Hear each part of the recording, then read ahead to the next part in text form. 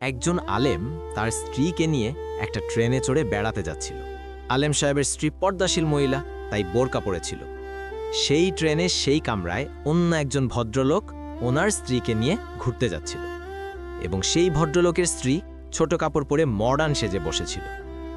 আলেম সাহেব ও ওনার স্ত্রীর দিকে ইঙ্গিত করে ভদ্রলোক বললেন, দেখো দেখো, আলেমরা তাদের বউদেরকে কিভাবে বস্তার মধ্যে বন্দি করে রাখে, ওনাদের স্ত্রীদের কোনো স্বাধীনতা নাই।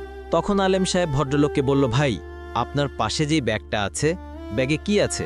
তখন সেই ভদ্রলোক বলল, ব্যাগে আমার দামি জিনিস আছে। তখন আলেম সাহেব বলল, যে দামি জিনিসগুলো কেন ব্যাগের বাইরে রাখেন না? জবাবে ভদ্রলোক বলল, মাথা খারাপ, দামি জিনিস বাইরে রাখবো? কত চোর বদমাশ আছে, বাজে লোক আছে, তাদের নজরে পড়বে না?